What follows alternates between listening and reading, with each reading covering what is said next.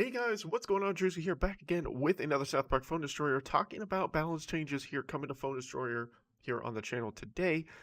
These are going to be the last balance changes of 2021, as there will not be any balance changes.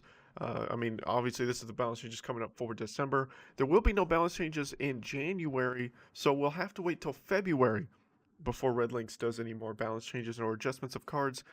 And unfortunately, this one is kind of disappointing. There's not really a lot to talk about with all this. I guess we're just gonna have to wait and see.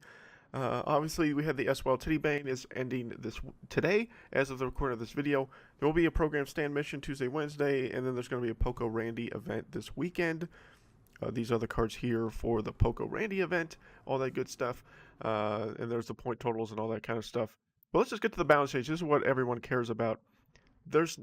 There are hardly any buffs and some very interesting nerfs, but we'll get to that. So Mimsy is losing in popularity. We want to target Mimsy and both give him a pack up and to give him more tank choices with this change. Mimsy has a better chance to reach enemy new kid rather than die trying, so he gets a boost of 7% to his overall movement speed. That's the only change coming to Mimsy. There has been a little bit of surgence in tanks in the meta, primarily because of member berries. Member berries really makes it a lot more user-friendly to play tanks. I don't know. I don't know if Mimsy's played a lot on lower. He's probably played more on lower arenas than in Legendary Arena, obviously. And I guess this will just make him a little bit better. This one is very baffling to me. A lot of people really like Dogpoo. He's a fan favorite card. But in reality, Dogpoo really isn't that great of a card. He doesn't do that much damage. Or he does a ton of damage, but he dies so quickly, and he doesn't attack very fast.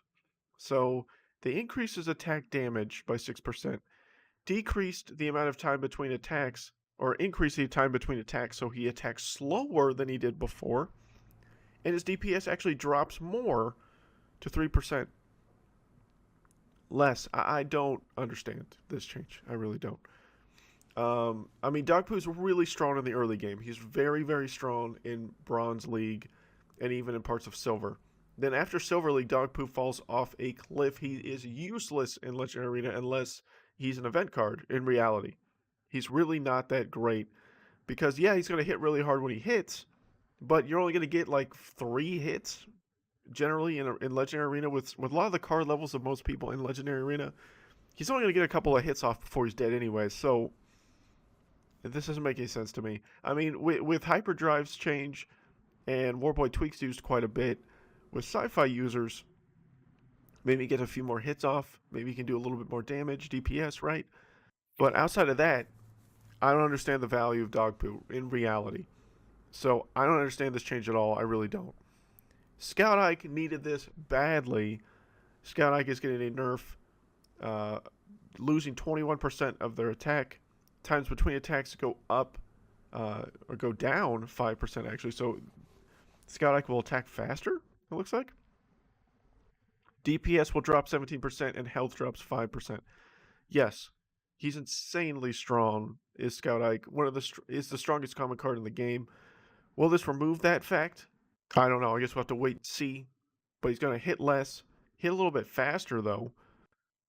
Less DPS and less health. So that's all okay. This needed to be done. Scout Ike definitely needed to be dealt with to some degree.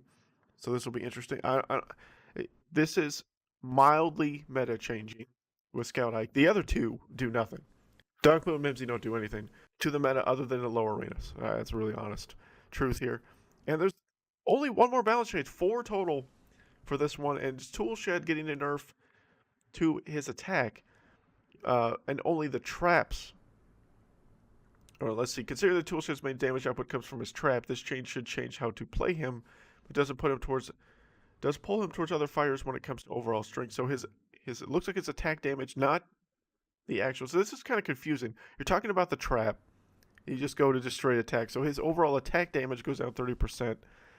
So he still has the same health, lower attack, and his Toolshed, his trap damage still is what it is. It's still, the chopper, level equal to what Toolshed is.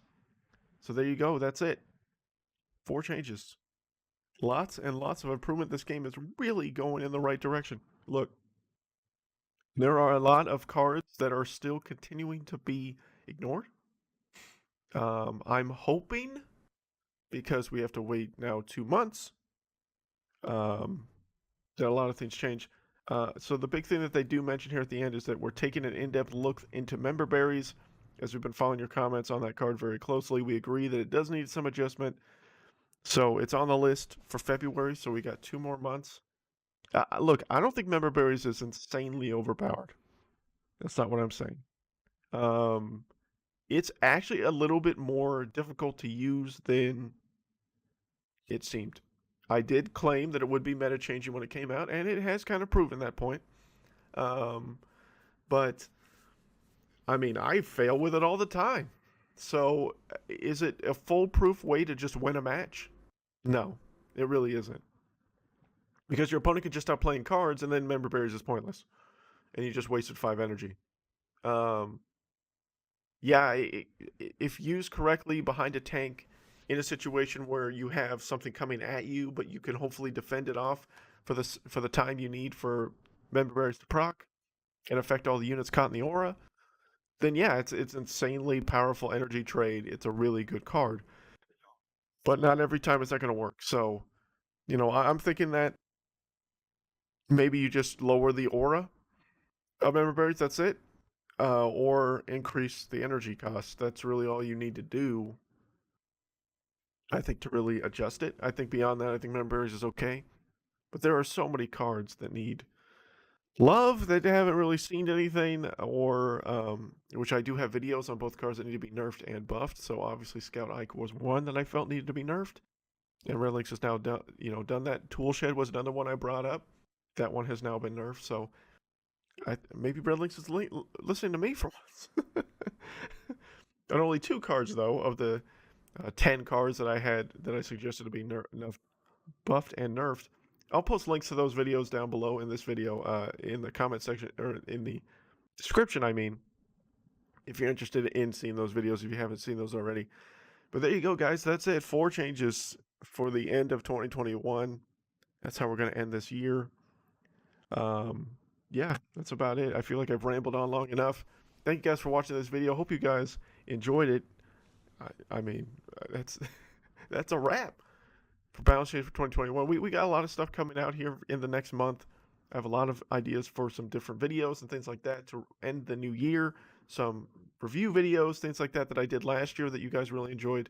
We're bringing those back for the end of 2021, so look out for those. They'll be probably closer to the end of December. We'll have a final kind of monthly meta for the end of 2021 that will come out at some point this month, to kind of, because a lot has changed since the last time I made one. I've been kind of lazy on those. I haven't really made them. I said I was going to make them quarterly, and I didn't make it last quarter. So a lot has changed since the last time I made one of those. So I will finalize that for the end of this year for sure. But thank you guys for watching. Hope you guys enjoyed this video again. And until next time, guys, you know who it is.